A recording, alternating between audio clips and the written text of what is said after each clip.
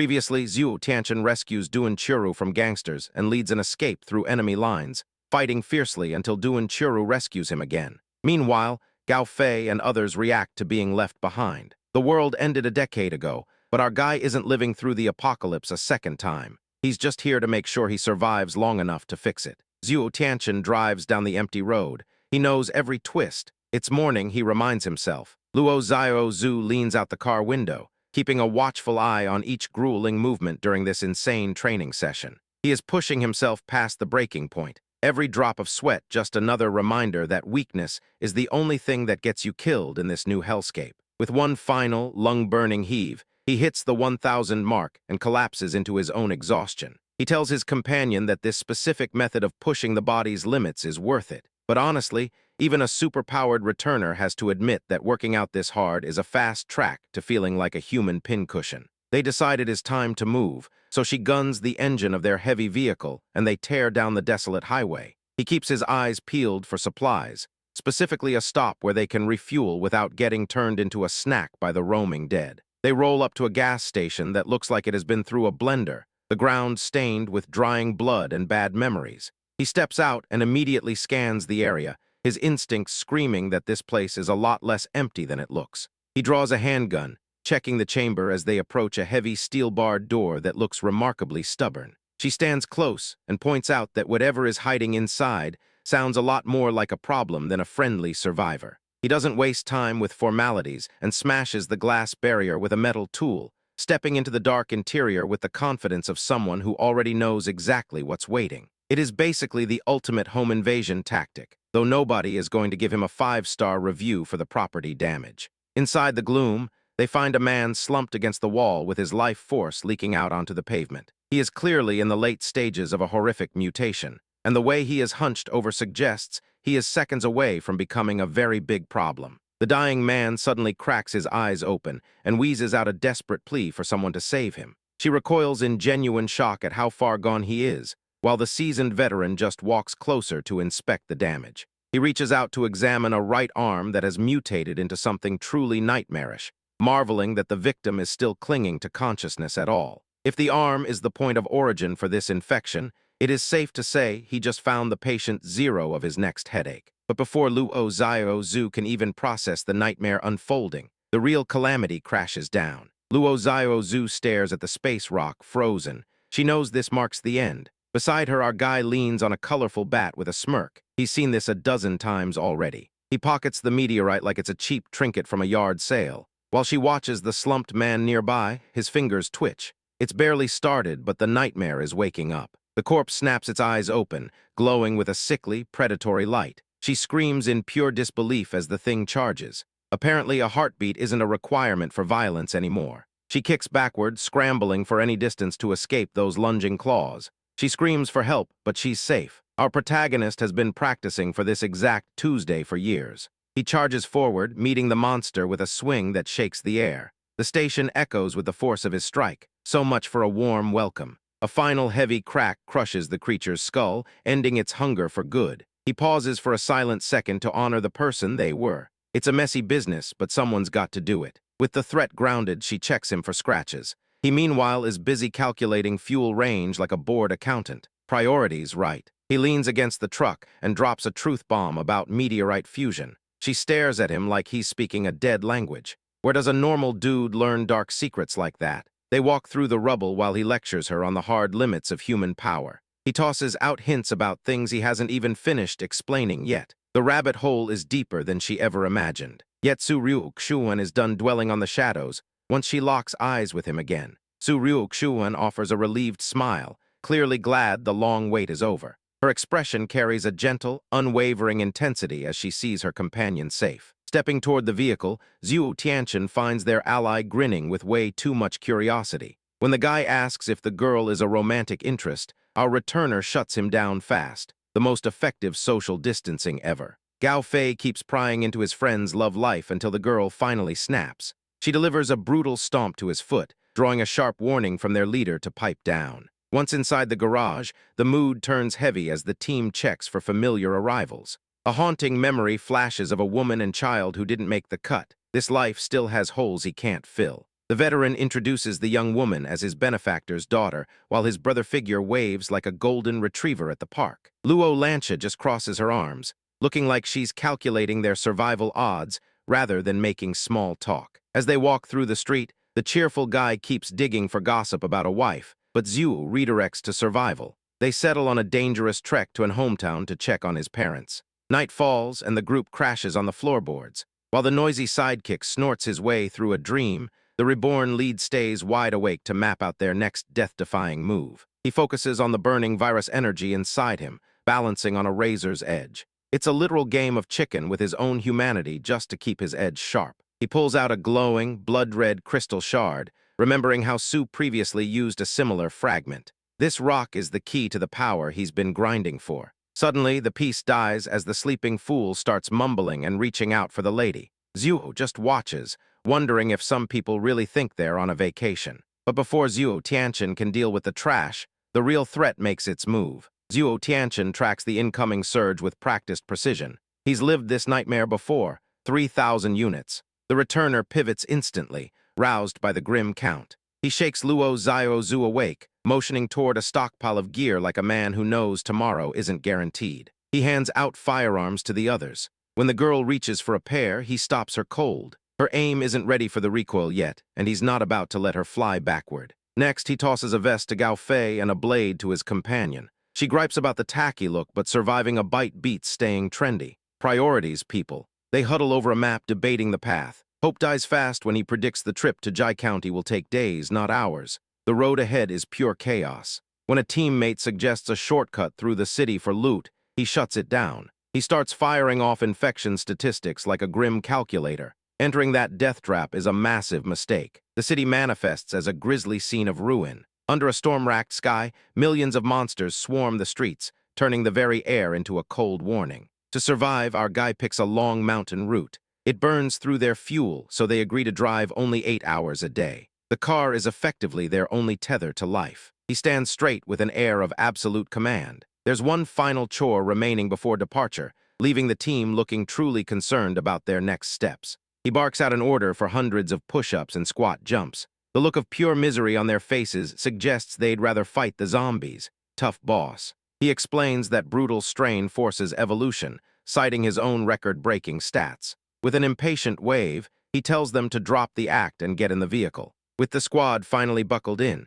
Su Ryukshuan decides to leave all that tension behind. The truck speeds toward the horizon amid growing panic. Su Ryukshuan keeps things light, happily enjoying an ice cream cone as if this were just a Sunday drive. Gao Fei insists on grabbing the wheel to give everyone a break. He boasts about his driving skills since childhood, which definitely doesn't impress our guy, who has already seen the world end twice. Within seconds, the self-proclaimed expert starts snoring, sending the car drifting like a toddler on a tricycle. Zhu Tianchen stares at the back of his head, considering if he should just walk home instead. Duan Chiru shouts when the car screeches to a sudden, violent halt. Up ahead, black smoke chokes the sky where the road has hit a dead end. Traffic jam, how original. That calm mood dies when the reborn survivor senses something hunting from the blind spots. He snaps into action, barking orders to slam the gas before they become highway debris. Infected swarm the road, a tide of hunger shattering windows like cheap ornaments. They were waiting for a meal, and it seems lunch just arrived in a very convenient box.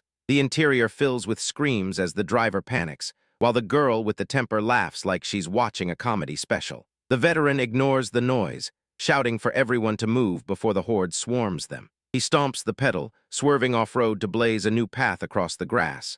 The SUV turns into a wrecking ball, plowing through anything that stands in their way. A row of metal rails bars their path, but the speed isn't slowing down for anything. He's choosing violence, even if the car's suspension is going to hate him for it. The vehicle launches like a metallic brick with wings, soaring over the pursuing horde below. For a split second, they defy gravity, totally ignoring that what goes up must crash into the mud. They slam back into the dirt, struggling for grip in the swampy mess. The marksman climbs through the sunroof to get a clear angle, knowing that hesitation in this world is just waiting to be eaten. But before their desperate struggle can even find its rhythm, the true chaos finally erupts. The girl in brown fires wildly at the horde, sending cars flipping skyward. Zhu Tianchen ignores the chaos, his focus entirely set on the grim path ahead. Our hero shreds through the remaining undead, his clinical precision leaving bodies in the dust. The swarm tries to keep up, but they're just meat for his shredder. His ally points out a massive crater blocking their path, but he just sighs.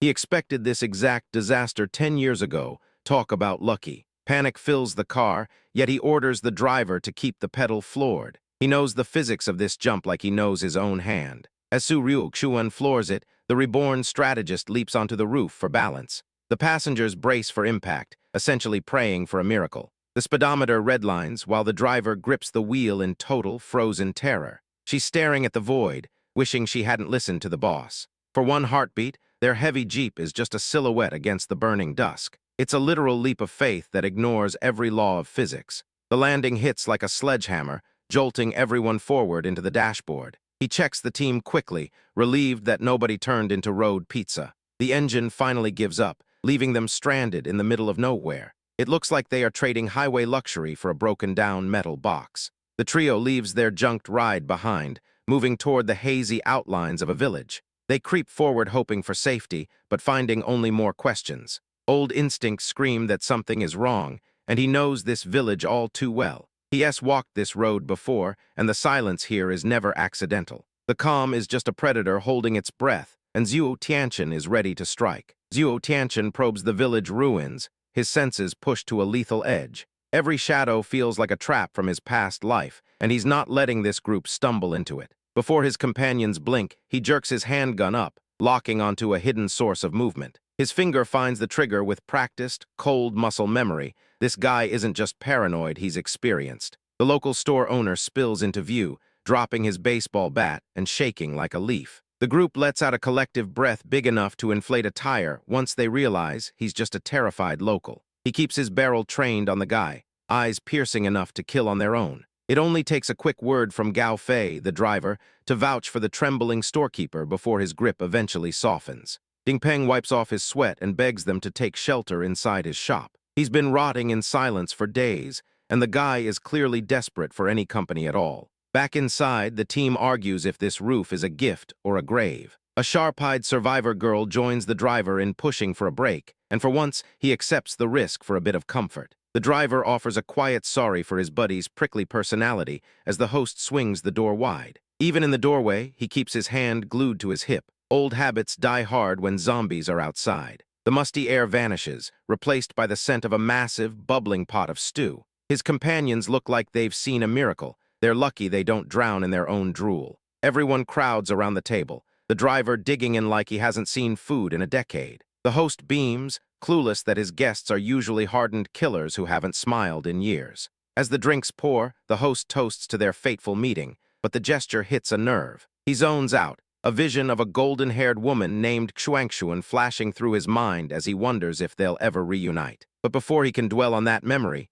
his drunken antics on the rooftop steal the show. A girl in a frog hat sits on the roof, watching Zhuo Tianchen ramble. He's clearly hammered, pitching zombie defense plans that everyone else is busy ignoring. Classic Tuesday. Inside, the host complains about the lack of sleeping space to a refuge seeker. She offers a sly smile, revealing she'd just been faking the buzz by spitting out her drink. She's definitely savvier than she looks. The young woman expresses genuine thanks for the safe harbor, finally letting her guard down. He barely acknowledges the kindness, vanishing into the pitch-black hallway with a cold, blank stare. Deep in the shadows, his face drains of color as a rotting, infected aura takes over. The kitchen is a total slaughterhouse now, confirming his guests never actually stood a chance. He glares at his gore-covered hands while cursing his luck. His perfect plan to finish them off while they slept was ruined by an annoying kid. Talk about a buzzkill. But while he dwells on that setback a few floors away, the night is only beginning. Luo Zhu tosses and turns while her roommate snores like a chainsaw.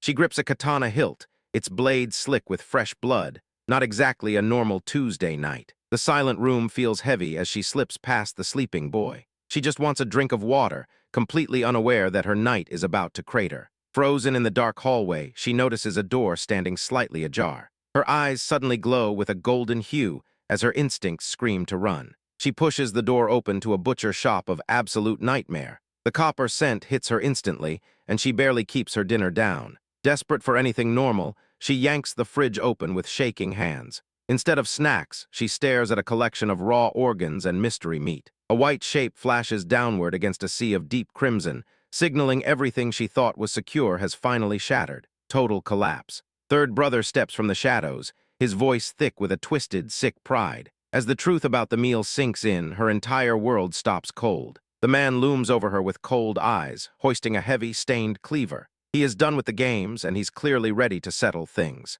But before that blade can fall, Su-ryuk Xuan finds her own opening to strike back. Su-ryuk Xuan stands in that blood-slicked hellhole, gripping a heavy cleaver until her knuckles turn white. She knows trying to outmuscle that terrifying antagonist is suicide, so she hunts for a crack in his armor. The moment she lunges, she becomes a blur of steel weaving through heavy, clumsy attacks. The brute's eyes widen in pure shock. He clearly expected a shivering victim, not someone who reads his balance like a bedtime story. He doesn't realize he's been baited until the weapon slams into the wall behind him. While his brain takes a vacation during that split second of confusion, she plants a brutal strike square into his face. Total tactical failure. That blow lands with a sickening crunch, sending him stumbling back and howling in raw agony. Not waiting for a sequel, she pivots on her heels and sprints for the exit like the floorboards are actively melting. Every stride down that hallway is a gamble to lure this nightmare away from her allies waiting upstairs. Her pursuer manages to shake off the pain, his blade biting into the air behind her as he surges forward with murderous intent. Seeing him fumble, she tosses a stinging insult over her shoulder to bait him deeper into the dark. He's completely losing his mind with rage, bellowing orders for her to stand still so he can finish the job. Someone skipped anger management class. The corridor ends in a dead end, but she spots a way down into the murky, silent basement. She dives into the shadows, gambling that he's too blinded by fury to check his footing before charging headlong after her. Stepping into that basement is like walking into an industrial-sized tomb, heavy with the sweet scent of rot. Tucked under a high, eerie window, a small figure is tied to a chair, motionless and waiting for whatever horror crawls through the door next. She kicks through the grime and raises a flashlight to illuminate the person bound in front of her. With her heart hammering against her ribs, she whispers into the darkness if anyone is still drawing breath among the shadows. But as the beam cuts through the gloom, the horrific reality shatters Doinchiru's composure entirely. Doinchiru stands frozen, her mind struggling to grasp the nightmare playing out before her. She looks like a computer trying to process a corrupted file, completely blank. Suddenly, heavy thuds echo through the dark, signaling that privacy is a luxury of the past. Zhu Tianchen crashes into the room, his voice a blade demanding the intruder show herself. He scans the corners with the eyes of a wolf hunting a meal. In the gloom, the chained Luo Xiao Yu lets out a faint mumble, oblivious to the drama. The man pivots to his companion, his harsh glare melting into a look of deep, crushing devotion. He brushes her hair away, whispering about her pain while ignoring the horrified girl. He swears to never leave her side again, drowning in guilt for keeping his love trapped in this basement cell. He treats his rotting partner with the care most save for a queen. A sharp flicker of movement catches his eye, and he stops, his expression turning into a smug, knowing grin. He calls the visitor out, clearly enjoying the role of the master player. Fed up, the girl screams that he has lost his mind for coddling a corpse. He roars back with such intensity that the walls almost shake, vowing to defend her life. She tries to snap some sense into him, but he refuses to see the truth. He points out how she moves and eats, as the camera zooms in on a decaying, starving jaw. He ignores the rot, burying his head in the sand to chase a ghost. Meanwhile, the intruder finally realizes she is the only fresh meat on the menu. But before she can make her escape, third brother turns his blade toward her throat. The air thickens as third brother lunges, machete swinging toward the cowering girl. She shows some serious guts, planting her feet for a sharp, perfect high kick. That reaction doesn't stop him. He snags her leg midair with a nasty smirk, pulling her tight against him to brush the cold steel against her skin. Classic movie villain trope, honestly. He hoists that blade high to finish it, and she stares up in pure, frozen terror. Then the silence dies as a gunshot rings out from the deep gloom. Zhu Tianchen strides out of the shadows, his trigger pulled to deflect the falling weapon. It catches them both by surprise,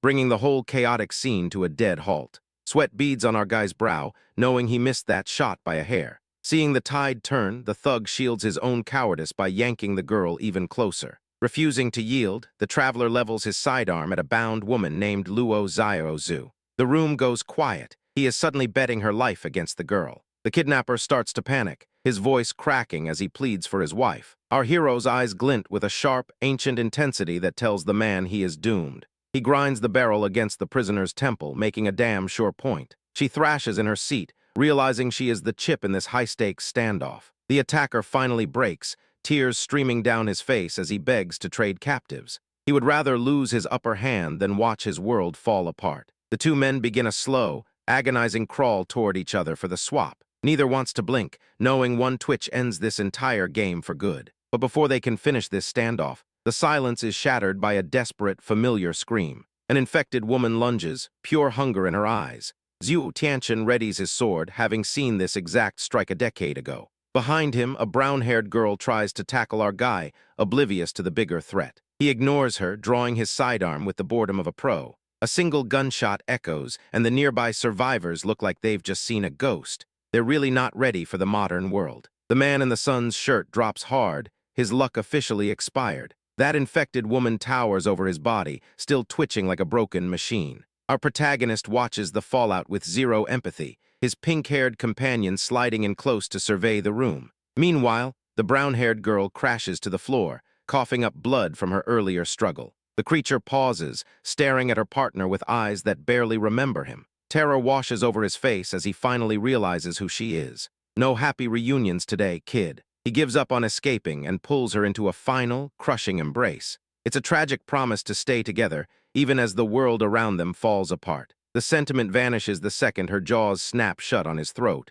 It isn't love anymore, it's just lunch. Talk about a messy breakup. The reborn fighter standing there doesn't blink once. The wet, rhythmic tearing sounds fill the silence while he waits for the show to end. He puts a mercy bullet into her brain, silencing the crunching for good. Dead men don't complain, which is basically the best perk of the job. He walks away, leaving the gore behind like yesterday's trash. Then his companion's eyes flash an eerie orange as she stares at the cooling bodies. Strolling through the ruins, the two talk about how they should be stuck in class instead of a hellscape. It's a shame the apocalypse ruined their perfect attendance record. But that nostalgic detour ends the moment Su Ryuk-Shuan realizes they're running out of time. Su Ryuk-Shuan kneels by the SUV, knuckles white as she wrenches the engine to life. A teammate hands over a tool, trusting that her years of tinkering will turn this heap into a getaway machine. Talk about high-stakes auto repair. The air grows heavy with petty bickering as they trade insults about looks, ignoring the dead world outside.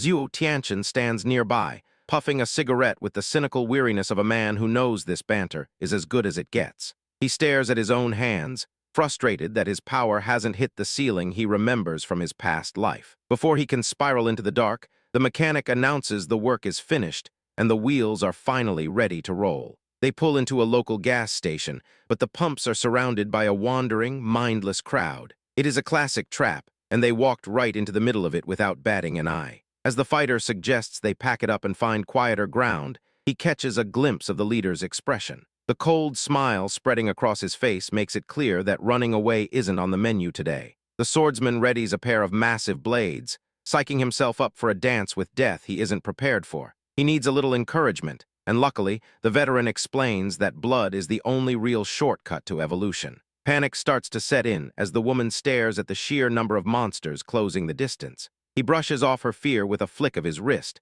calling this terrifying swarm nothing more than a minor annoyance. With a firm, steady grip on his sidearm, he turns to his companions and delivers his final orders. If they want to see tomorrow, they need to stop staring and start swinging right here and right now. But before they can even draw steel, the shadows beneath them begin to twist into something lethal. Twilight settles over the house like a shroud before the real trouble begins. Suddenly, monsters burst through the floorboards while a cloaked figure pulses with ominous violet light, transforming the scene into a jagged, crimson-lit nightmare. Gao Fei moves with brutal precision, turning the room into a total slaughterhouse. He sends a severed limb flying, drives a blade through one jaw and slices a backup, flanking him. Talk about multitasking. Standing on a car, the young warrior swings wide as Duan Churu provides rhythmically perfect covering fire. Surrounded by a sea of reaching hands, they both realize they are badly outnumbered. It's barely a fight at this point, it's a workout. A piercing scream pierces the air as an attacker lunges,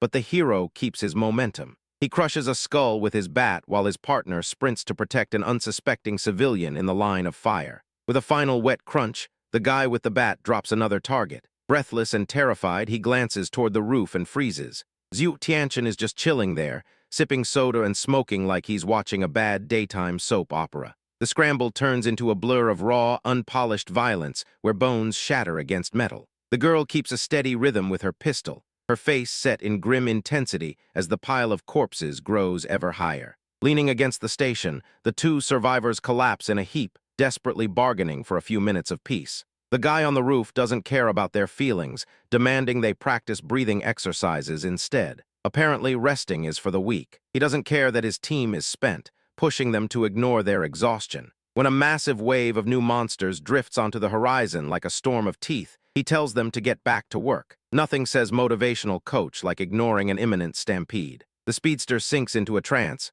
her limbs curling with faint golden wisps of power. Etched glowing spirals on her skin act as a map to her potential, providing the only hope she has to keep pace with the coming tide. Watching the boy train, the reborn leader tracks a shimmering aura and feels a chill. He debates if another powerhouse is emerging somewhere in the ruins, though he tells himself it's impossible. His own memories are the only map he has, and this feels like uncharted territory. A sudden twitch in his eyes signals a shift in the air. He isn't waiting to see what happens next. As yellow-green mist swallows the horizon, he draws his steel to cut this mystery down to size. He knows this nightmare, even if his gut wishes he didn't. Whatever poison is brewing in that mist, Gao Fei knows he has to find its source. Gao Fei stalks toward a residential building, feeling the air go dead silent. He catches the sharp tang of blood on the breeze and shoves the door open. Stepping into the gloom, he finds scattered corpses and bloodstains turning the floor into a mess. The sight hits him square in the chest, leaving him breathless and reeling. He lunges into the air for an acrobatic strike, but hits an invisible wall. He crashes into the grass like a sack of potatoes thrown by a pro. Scrambling for his footing, our guy grips his steel and demands to know who moved. He senses pure malice in the shadows. This isn't just some scavenger. Dust erupts as a massive, bone-armored figure tears through the wall. This lone walker turns any battlefield into a graveyard before breakfast. He sizes up the skeletal juggernaut, bracing his weight for the inevitable collision. The beast releases a low, guttural growl that vibrates deep in his chest. The monster swings a fist like a boulder, but he dances beneath the arc. He counters with a wicked knife strike, hunting for a gap in the plating. He takes to the walls, defying gravity to stay inches from those crushing claws. It is a deadly game of tag with a concrete-skinned nightmare. With a final bound, he lands a deep cut across the brute's midsection. The beast barely registers the injury, leaving him scowling in honest frustration. The creature's lone red eye pulses with a predatory, intelligent intensity.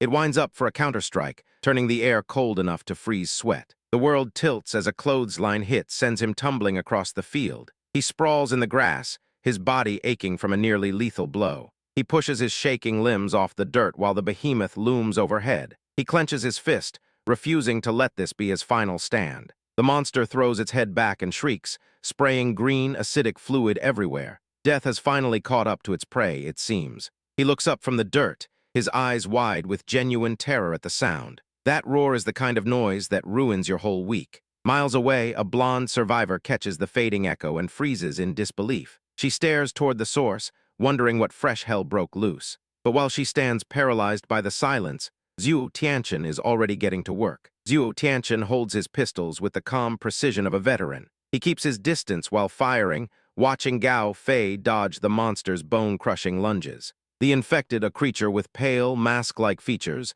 takes direct fire. Bullets shatter its hardened exterior, yet the thing keeps coming back like a persistent bad habit. Recognizing the temple as the creature's one weak point, the agile fighter decides to stop dodging and start rushing the danger. Our guy shouts for an opening, waiting for the perfect moment. Before the trap can snap shut, the monster lashes out with a massive punch. The marksman's partner goes flying backward to crash into the dirt like a bag of grain. He tries to recover with a quick counterkick, only for the creature to snag his leg midair. He's left dangling in a painfully exposed position, total sitting duck. Our lead doesn't hesitate, yelling for his partner to twist away. He brings his weapon to bear, and the tension is thick enough to choke on. The monster swings the fighter around like a piece of scenery. Meanwhile, the shooter remains as still as a statue, waiting for the defense to drop. He pulls the trigger at the precise, calculated moment. He doesn't need luck, just the cold memory of how these monsters behave when they feel comfortable. The bullet pierces deep into the temple, triggering a messy release of black blood. It's an ugly sight, but hey, ugly is just staying alive. To everyone's shock, the monster staggers but refuses to drop. The partner hits the dirt, finally free but exhausted, while our hero tries to process the impossible. He isn't going to let a near-death experience stop him, so he scrambles up to wail on the cracked skull. He's putting every bit of energy into finishing this. With the finish line in sight, the fighter pulls out a spiked chain mace. He brings it down in one brutal arc, leaving only the sound of silence. As the sun dips, the creature melts into a useless sludge. They catch their breath while discussing that impossible shot. Instead of explaining, he flicks a stone at a drifting leaf with flawless aim. Sometimes you just have to show off. But before he can enjoy the silence, Gao Fei shifts his focus to something far more dangerous. Gao Fei stares at a distant door, squinting to identify tiny markings invisible to anyone else. It is an impressive show of new, superhuman vision, clearly being tested to spot threats before they get close.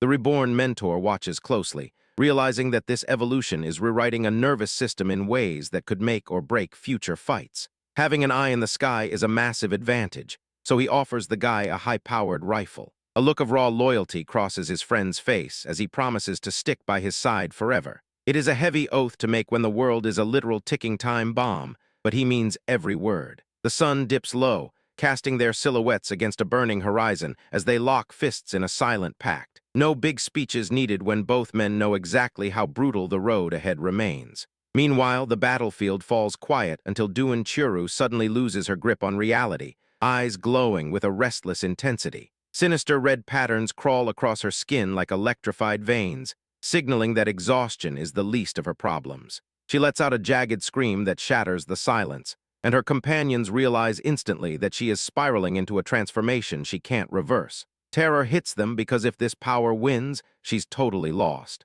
Without wasting a second, the team leader lunges forward and delivers a sharp strike to snap her out of that feedback loop. It's a harsh move, but the only way to pull her back from the edge of total destruction. Flustered and burning with irritation, she lashes out at him, demanding to know why he had to escalate things with such a rude wake-up call. She is blissfully ignoring the fact that she was seconds away from a meltdown, but hey, getting hit is easier to focus on than dying. Though he calmly explains that it was necessary to stabilize her, she refuses to cool off and redirects all that explosive frustration onto his partner. She keeps trying to pick a fight, which is a real testament to how miserable she is at losing the only argument that actually mattered. But while the drama unfolds here, a far more twisted confrontation pulls his attention away. Young Gao Fei stands cornered by a teacher's false bullying claims, only for his mother to burst in as his wall of defense. She brushes off the shouting adults, refusing to let them brand her kid a monster. Classic teacher move,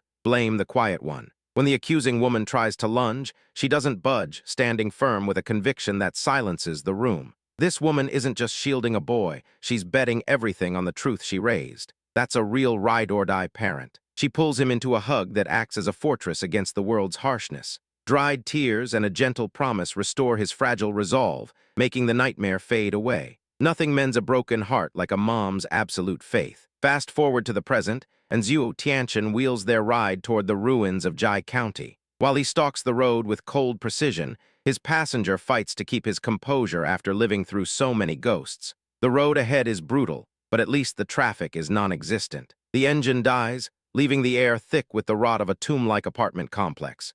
Zhuo Tianchen warns his friends to stick to the perimeter, leaving a skilled mechanic named Su Ryu Xuan and an expert combatant named Duan Churu to hold the line. It's a classic setup for a disaster. Fear makes the younger scout jittery about his parents, but the lead survivor silences him with a sharp, veteran glare. In this neighborhood, noise is just a dinner bell for the undead. Silence is the only currency that buys a future. Inside, the hallway floor is a blood-streaked nightmare littered with bodies that show just how fast things fell apart. This building is essentially a giant human jigsaw puzzle, a real mess for the custodial staff. Suddenly, a floorboard snaps and he plummets into the dark, leaving the group shouting into the abyss. Their perfectly laid plan just took a scenic, high-speed detour into pure chaos. So much for walking. Gao Fei scrambles up on a lower floor, his heart drumming like a frantic bird as he dashes through the maze of hallways. Every shifting shadow feels like a predator closing the gap. He is definitely not alone in here. The darkness erupts with hungry infected,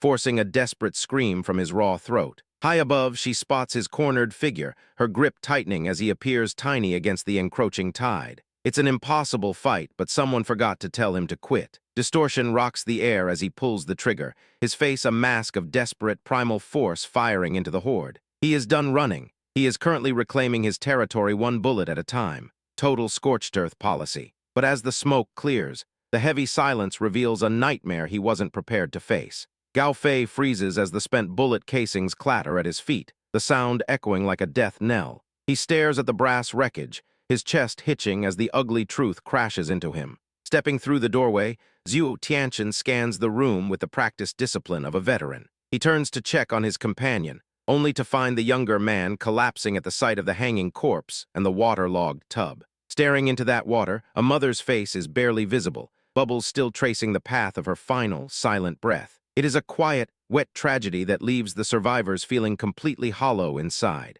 Shadows writhe around the hanging figure, distorting her frame as the infection finishes its work. There is no humanity left in that twitching silhouette, just a shell fueled by a hunger that never quits. The veteran looks on with grim, tired acceptance, having clearly seen this brand of misery before. Beside him, the kid is totally falling apart, his screams ripping through the air like he could shatter the nightmare with enough volume. The reality of her final moments sinks in. Someone left her here as bait for the hungry dead. A girl watching from the corner clamps a hand over her mouth, while the younger survivor howls with a rage that feels far too old for his years. Driven by pure desperation, the kid reaches out toward his mother's body as if he could still pull her back from the edge. His companion calls out a warning, trying to drag him towards safety, but he is already past the point of listening. In a blink, an eye snaps open, revealing the dead, empty gaze of a monster. She lunges with a roar that rattles the walls, dragging her own child down into the filth in a violent, tangled mess.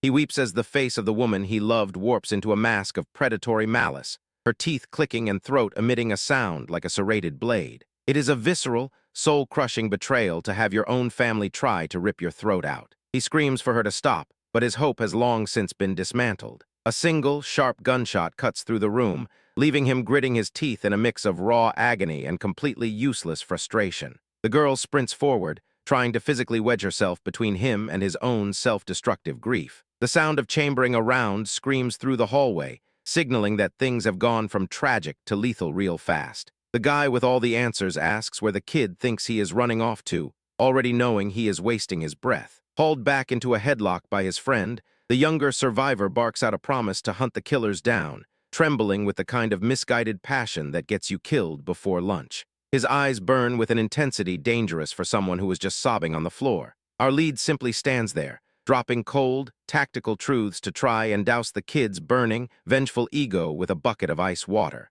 He warns that playing hero is a quick way to shorten their life expectancy. But there is still one final mess to clean up. A heavy sound echoes through the building, confirming that the last door is about to come off its hinges. He raises his handgun with the steady, practiced rhythm of someone who has flicked the safety off way too many times. He isn't putting her down out of malice, but out of a somber necessity to grant some final peace where no one else will. But as the echoes of that mercy fade, Gao Fei finds himself trapped in the haunting silence. Gao Fei leans against a stone, distracted by a memory of his mother holding his younger self close. He knows exactly what's missing from his life now. He chokes back tears, clinging to the wild hope his father might actually be alive out there in this wreckage. It's a desperate gamble, but he tells his companions anyway. The air chills before he is launched into a concrete wall by a sudden strike. A group of thugs saunters up to their leader to brag about their latest violent chore. A massive boot slams into the dirt right by his ear, forcing our guy to look up at the man who ruined his life. It's not a pleasant reunion. Fatty Wei looms overhead like a literal human mountain of malice, savoring the sight of his former rival face down in the grit. He clearly enjoys his own villainy way too much. Gao Fei tries to swing back, but he's already half dead from the wall impact. The bully doesn't even blink before putting him back on the floor. As the life leaks out of him, a lackey casually mentions feeding the kid's wife to the undead. That's probably the most twisted thing I've heard all week. The subordinate pulls up his stolen gold watch, trading family heirlooms for a pat on the head. Talk about a cheap reward for a life of crime. Zhuo Tianchen watches the horizon while listening to the backstory of these petty real-world business grudges. Everything is just a long, messy paper trail leading to the end of the world. It's clear now this whole slaughter was just a personal hit job. The driver floors it, finally ready to steer this vengeance-fueled car straight into the fire. With the target marked, Zhuo Tianchen shifts his focus to where the real hunt finally begins. The team circles a map, eyeing the flower factory and city wall. Patty May is gone, but the group's sweating his absence for nothing. Our guy already knows the exact coordinates where the kid pops up next. Outside that hollowed-out skyscraper, Gao Fei turns into a human missile. He hurls himself through the air, smashing into his target with a brutal, bone-crushing collision. Zhuo Tianchen watches the carnage without blinking. Luo, meanwhile, looks worried, fearing the rage driving their new soldier is starting to spiral out of control. Shadows stretch over a hallway littered with bodies. He suggests they let the kid burn through his fury. It's a crash course in weaponization. From their high vantage, the crew spots the layout of the next objective. The young Avenger locks onto a white car by the factory, sensing his family's fate is sealed inside. An aerial look confirms the missing vehicle is sitting motionless within the fortified perimeter. Realizing his parents are trapped in a kill box hits him like a freight train. A desperate scream echoes as the survivor tries to launch a suicide charge. The leader has to snap him back to reality with a physical takedown. The suffocating tension breaks when the scout spots a massive parachute drifting from the smog. Maybe the world hasn't entirely forgotten them after all. A crate hits the dirt, arriving just like they did a week after the outbreak. It's a bitter reminder that help came way too late for most mortals. They pry the metal shell open to reveal a Type 56 rifle. When the veteran hands it over, the kid finally has the tool to match his potential. With a high-powered scope attached, the weapon becomes a precision machine. The younger fighter checks the action, feeling ready to make the hardware dance. The leader tells them to hold, but the Avenger isn't hearing it. He calls on their bond, and they finally commit to storming the compound together. With nerves of steel, they breach the perimeter, unaware of exactly what Gao Fei is hiding. They huddle in a grimy lot, scouting the armed men on the roof. Zhuo Tianchen watches the perimeter while Gao Fei activates a strange, new heat vision power. Talk about a lucky spawn point. Through the green filter, 3 guards clutch their rifles, ready to end the mission early. Duan Chiuru hisses a warning, praying for a tactical plan instead of a suicide run. He doesn't bother answering. He just stands up, exposing them to the looming watchtowers. The kid beside him freezes, certain they're about to be turned into Swiss cheese. He walks into the rain, unbothered by the death staring his way. He waves off the concern, mumbling that killing pests doesn't require a college degree in architecture. Up on the roof, the sentries whine about the graveyard shift and the creeping rot. The guard holding the torch suddenly squints, sensing a very wrong tremor in the dark. A beam of light hits his face while the guard demands to know who dares trespass. He starts barking insults, still mistaking the man for a corpse until he locks eyes. Third brother raises his rifle and lets the bullets fly into the rainy night. The stranger keeps marching forward, dead set on his target without skipping a single beat. A sudden shot cracks from the lot, dropping the aggressor with a shattered leg. The rest of the crew screams into their radios, realizing the sniper has arrived. The distance closes in a blur, and the predator lunges into the rooftop cluster. He delivers a gut-wrenching kick and a jaw-shattering blow before they can draw weapons. He grabs a screaming guard and slams his face into the partner right next door. They hit the concrete deck cold, officially retired from duty before reaching the floor. Silence settles as the threat becomes a heap of groaning soldiers. Our man collects the rifles, already mentally inventorying his new gear for the long week ahead. But that tactical calm shatters the second he steps back into the sanctuary's suffocating air. Inside the dim sanctuary, Duan Chiuru leans into her boss, enjoying the toxic comfort of his presence. Suddenly, the door flies open as third brother bursts in with urgent news. It's the kind of update that kills the mood quite effectively. Fatty Wei bellows for his entire force to mobilize at once. From the shadows, Zhuo Tianchen watches this frenzy unfold, his eyes burning with a cold, terrifying vengeance. He's waited a long time for this specific mess. Outside in the warehouse district, a gang member tries to shove Bald Scout toward the danger zone to sniff out a sniper. The coward keeps backing away, leaving his friend to deal with their falling perimeter defense. A single clean shot rings out, dropping the scout instantly. Gao Fei stands nearby, windswept and steady, tallying this body as his 5th mark. Talk about a very bad day for the local neighborhood watch. From the observation post, the boss screams at his minions for failing to track their ghost, his knuckles turning white. He's looking for a sign of weakness, but finds only the silence of someone who has played this game before. The boss orders a blind fire assault, essentially signing his squad's death warrant. Nearby, a brown-haired survivor girl watches with wide, terrified eyes. She realizes they've finally kicked a hornet's nest they can't escape from. A massive wave of thugs surges forward, their heavy steps drumming like a final judgment against the marksman. It's a literal tide of muscle and steel meant to crush everything in its path. Cornered by this incoming army, the terrified girl turns to her savior for direction. The shooter realizes the position is fully compromised and barks a sharp command to move right now.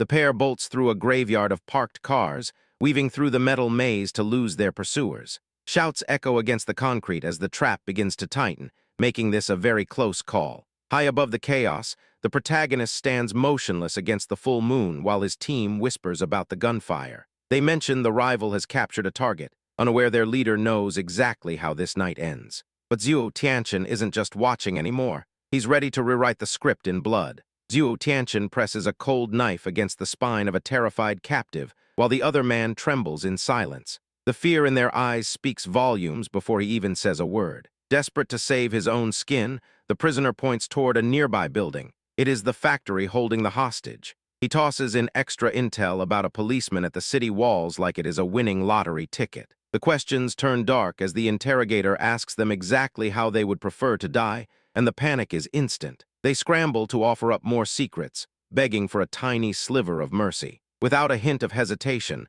the blade sinks deep into the man wearing the floral shirt, ending his part in this story permanently. It is a clean, necessary removal of a loose end, and he turns away like he just took out the trash. Walking up to the massive industrial doors, he pauses, remarking that the air around here feels completely wrong. He's been here a million times in his memories, and it rarely ends with a handshake. Nearby, a group of armed guards debates their own leadership's cruelty while they wait for trouble. They have no idea how right they are, because the man crouching in the shadows has already identified this place as a ticking time bomb. He places a steady hand on the concrete, activating his detection mode to peel back the layers of this facility. The moment the readings hit him, his eyes widen in pure shock at what is swarming just on the other side of the wall. The screen in his mind flashes with a reality far worse than a few armed thugs, as it reveals an entire room flooded with hungry zombies. They are packed together like sardines, mindless and waiting for a single sound to trigger a feeding frenzy.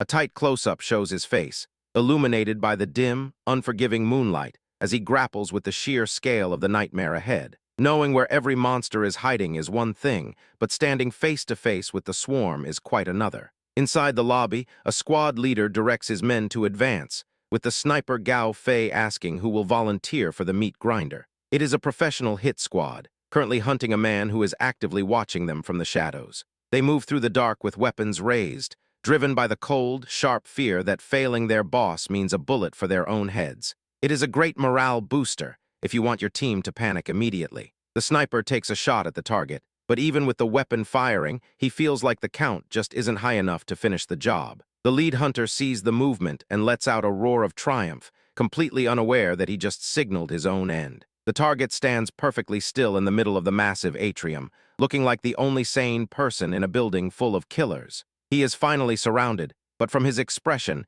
it is pretty clear who is actually in trouble here. Far away, the portly crime boss Fatty Wei screams at his men through the radio, fuming that his target just won't stay dead. He orders a second backup squad to swarm the location, desperate to fix a problem that has clearly spiraled beyond his pay grade. But while Fatty Wei panics, a far more lethal trap is already snapping shut below. The platform beneath the survivor gives way without a warning, sending a man tumbling into the dark, swarming depths of the pit. High above, the silent observer watches his target hit the bottom, perfectly timing the collapse to match his own grim recollection of this place. The man on the floor babbles in a haze, seemingly calling out to someone who isn't there to save him. Meanwhile, the savior drops from the shadows like a stone, using a rope to swing directly into the waiting maw of the infection zone. He lands with a heavy, deliberate thud, immediately clearing the space around him with a brutal kick that sends a creature flying away from the ledge. His anger flares as he stares down at the mess, realizing just how much work it is to drag someone back from the brink of total disaster. Reaching out a steady hand, he begs the man to just grab hold and get out of this death trap before the horde closes in. Instead of relief, he finds only terrified eyes, as the poor soul flinches away and screams for him to stay back. He lunges forward in a heartbeat, catching the man before he can scramble any deeper into the darkness. There is no spark of recognition or hope in those eyes anymore, just the hollow, ragged panic of a mind that has completely snapped under the weight of the apocalypse. He pins the frantic man to the cold floor, struggling to keep him still, while the faint, rhythmic sound of heavy metal footsteps echoes through the tunnels. The reinforcements have arrived with terrifying efficiency, and the savior realizes he is no longer alone in this tomb. A mountain of a man steps into the light, flanked by his armed thugs, and stares down with a greasy, self-satisfied smirk. The gang leader mocks the boy for playing hero, assuming he has finally cornered his prey, while the savior looks on with bored, cold indifference. Extreme close-ups capture the heavy tension in the air as the gang boss monologues about his master plan, clearly proud of his own hunting skills. The hero just listens, his eyes tracing every crack in their defense, realizing he has been waiting for this exact confrontation for a decade. One of the lackeys steps forward to play the role of the neighborhood bully, eager to beat some respect into the intruder. The boss cackles at his own brilliance, reminding everyone that in this new world, the law is dead, and murder is just another way to pass the afternoon. The talking stops, and an explosion of kinetic energy ripples across the floor as the hero launches himself into the fray. A single strike lands with the force of a wrecking ball, turning the bully's smug grin into a mask of pure, unadulterated shock. The lackey sails through the air, completely horizontal and upside down as gravity finally catches up to his arrogance. He leaves the ground in a desperate, uncontrolled flip, proving that sometimes, being the first one to attack just makes you the first one to hit the wall. But as the dust settles,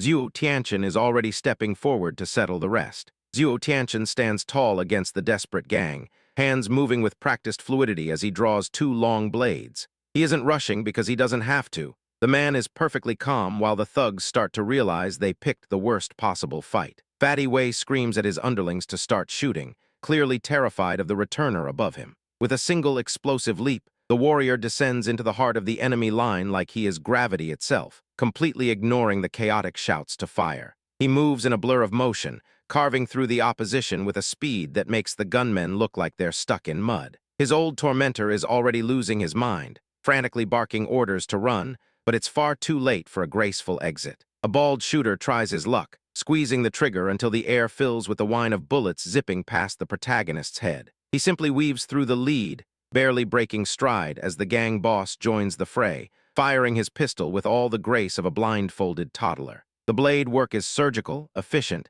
and honestly a bit scary as he dismantles the last of the shooters with precise, flashing cuts. When the smoke finally clears, the camera zooms in on his face, revealing a stare colder than a deep freeze in the middle of the apocalypse. He strikes a pose of absolute dominance, standing still amidst the scattered bodies and the debris of a fight that ended seconds ago. Everyone who dared to challenge him is now nothing more than a cautionary tale on the floor. Talk about a bad career move. The killer stares straight ahead with the same restless intensity, effectively paralyzing the last of his enemies with just his presence. Behind him, the leader is back there somewhere, busy screaming at the top of his lungs, completely unhinged by the nightmare he just witnessed. Elsewhere, a group of survivors shuffles into the darkened entrance of a building, their voices dropping to a nervous whisper as they scan the silence. They're sweating bullets, clearly petrified that they've walked into a graveyard left behind by someone much more dangerous than the local zombies. High above the scene, Gao Fei settles into a perfect sniping position,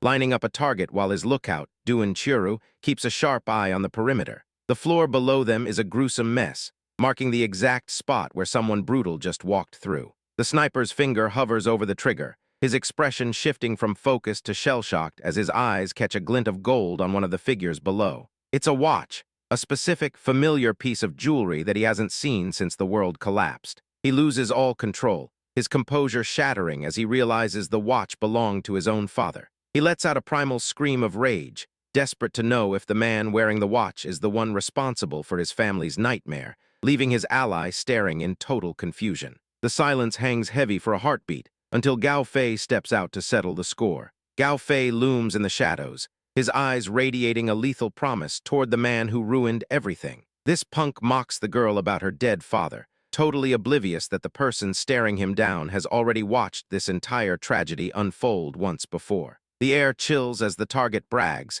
painting a grotesque picture of how he bound the boy's mother for his own sadistic amusement when he invaded their home. Bold move, telling your executioner his own origin story. Reality crashes in, turning the rage into a hollow, jagged abyss of pure, agonizing loss. He sees the truth now. His mother died trapped in a nightmare, and the monster standing right in front of him is the only reason she never stood a chance. Everything shifts as the antagonist snaps his fingers, dismissively ordering the young girl to scramble away. He treats this confrontation like a messy cleanup job, never suspecting that the man standing before him has already checked out of this timeline. Without a word of warning, our guy erupts into the air like a vengeful spirit, dual rifles drawn. He moves with a rhythm forged over a decade of survival, shouting a final goodbye to the vermin cowering beneath him. The arrogant leader's expression shatters into sheer, unadulterated panic as he realizes he is already dead meat. The predator has become the prey in a heartbeat, and those bullets are just the final, messy edit to his life story. Time stretches into a sluggish crawl, letting the returner track every movement with impossible, trance-like clarity. Every shot is a masterpiece of calculated precision, leaving absolutely no gap for these thugs to crawl away. Blood paints the floor as the gunmen drop like flies, their collective confusion hardening into the horrifying realization that they are totally outclassed. The lingering onlookers can only stare, wondering if they are watching a human or a clockwork machine. A heavy silence drops, broken only by the sound of someone breaking down in sheer, raw fear. A dark, wet stain spreads across the floor, marking the exact moment the terror of this slaughter was etched into their souls. But Zhuo Tianchen isn't here to dwell on the carnage when trash still needs taking out. Zhuo Tianchen lunges into the chaos, smashing a kick into the gut of a man trying to talk his way out of a death sentence with food bribes. He remembers exactly what kind of snake this guy is. Really, nobody buying what you're selling, buddy. He doesn't wait for excuses, jerking the coward up by the collar before tossing him toward an open, glass-filled pit. Justice hits the floor with a satisfying thud, ending the reign of someone who thought he still ran this show. A sharp, frantic scream echoes as the man hits the bottom of that dark, jagged abyss. Countless clawing hands rise up from the gloom to welcome their newest guest, turning the pit into a living feast. Our guy watches the swarm finish the job with a chilling, detached calm. He confirms the debt is paid in full, turns his back on the mess, and starts hunting for his missing friend Gao Fei. The camera pans to a shivering survivor groveling on the floorboards. The reborn fighter pins the shaking target with a look, demanding to know who else helped trash his house. Lowering himself like a predator ending a long hunt, the returner looms close to make one thing clear: there's nowhere left to run. The final mark on the list realizes begging is now about as useful as howling at a hurricane. As the sniveling intensifies, Duan Churu calls out from the sidelines. The sound freezes the air, but the hunter just leans in, effectively shutting down any pathetic final hope for a deal. He coils his muscles for the end, his eyes burning with focused, icy rage. He yells for the wretch to just perish as he throws a punch that lands like a landslide. Mid-swing, a sudden, freezing bite of agony hits his chest, forcing him to clutch his ribs in a sickening jolt. The rebound effect is back, but the lady steps in, aiming her weapon and ordering the target to sit tight. Whatever help that mercy brings, Duan Churu isn't waiting around to see if it works. Duan Churu sprints through the debris, tracking the fleeing enemy with locked-on intensity. She fires round after round, determined to cut off the coward's escape route. He doesn't bother with doors, hurling himself straight through the glass window instead. Shards fly like frozen rain as he tumbles out into the dark. Just as the debris settles, Zhuo Tianchen lands like a wrecking ball. The lady spots her savior, and her frantic shouting turns into instant relief. Our hero kneels to check on Luo Uncle, keeping his priorities dead center. While he focuses, his ally glares at the broken intruder on the ground. Without warning, the older man snaps awake and screams in pure, primal terror. The sudden outburst leaves both fighters frozen by the sheer weight of his trauma. The reborn warrior quickly clocks that this is just mental shock, not physical injury. Beside him, the girl is clearly finished with their twitching, unwanted guest. He lunges forward, driving his blade home with terrifying, clinical precision. The victim shrieks in panic, and his companion watches, realizing this guy isn't holding back. The dying target locks eyes with his attacker, suddenly recognizing a ghost from long ago. He spits out the name Gao Zhai, finally sensing a debt coming due. A close-up shows pure, unfiltered hatred boiling over in his eyes. He realizes he is looking at a force of nature he cannot escape today. He keeps screaming, trapped in a cycle of rage and blinding physical agony. It is tough to feel bad for someone who tried to end the world. The beatdown gets intense as he takes blow after blow in a blurred rush. Green fluid sprays everywhere, turning the bad guy into some unsightly floor decoration. Our guy puts his back into one final, thunderous strike,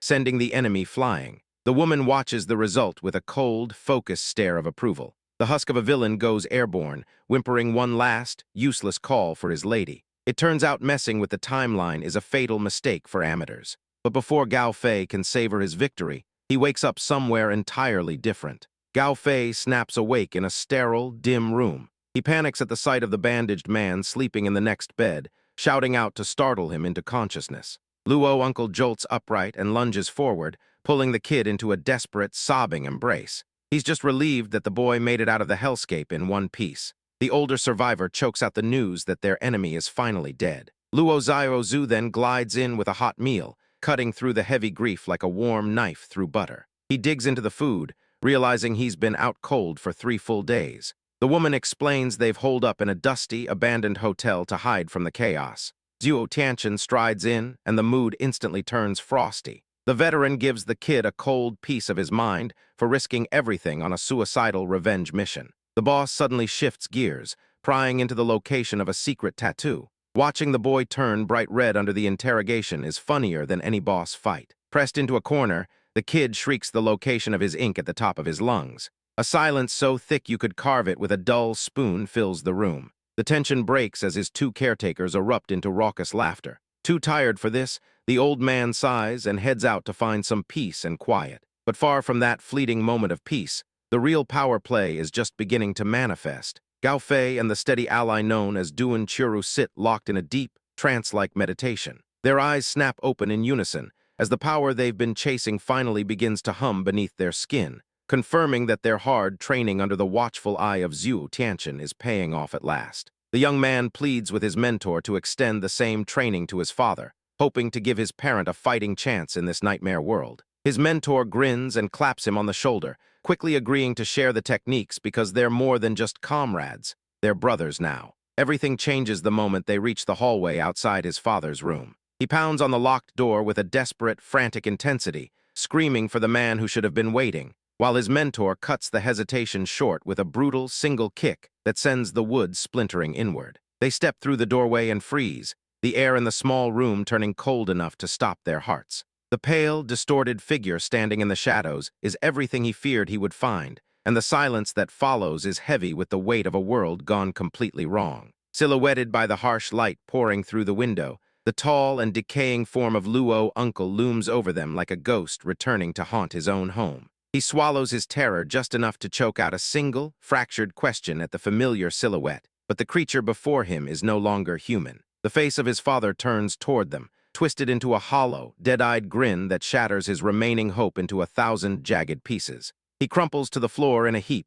his agony exploding into a scream that tears through the quiet of the empty house as the truth of the infection finally takes hold. He sits shell-shocked on the floor, his trembling hands clutching a sheet of paper he found near the body. His companion reaches down, gently pointing out that the frantic, messy handwriting belongs to no one but the man he just lost. The letter lays out the unbearable truth of a father who couldn't find the strength to weather the end of society. As he reads, his mind fills with violent, grainy flashes of the suffering and exhaustion that pushed the man he loved to reach for such a final, desperate exit. He weeps as the final lines explain that his father had only been holding on for one last glimpse of his son. The note concludes by gifting him an old, ticking pocket watch as a final memorial, begging him to protect the people he loves and to keep moving forward no matter how dark the road gets. Back under an open blue sky, he wipes the salt from his face and clenches his jaw, forcing his shattered spirit to stand tall once again. He looks at his mentor with a hollow intensity,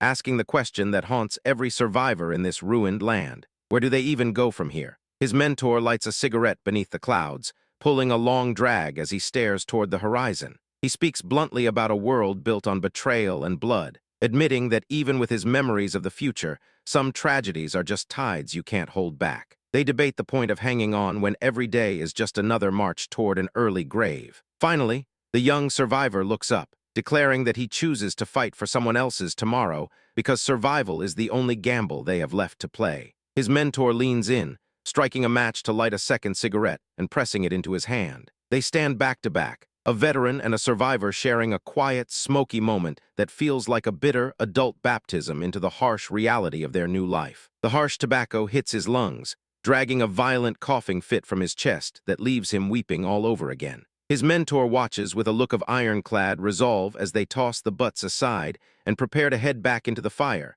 ready for whatever carnage waits on the horizon. But that final flicker of grief vanishes the second Gao Fei sets her sights on the carnage. Gao Fei breathes steady, golden eyes locked in a focus absent just days ago. She stands ready, fully aware that hesitation in this broken world is a death sentence. She surges forward in a high-speed strike, but Luo Xiaoyu naturally sways aside. The girl grunts, stumbling as her momentum dumps her into empty space. Skill issue. Instead of folding, the trainee hits the dirt in a low, hungry crouch.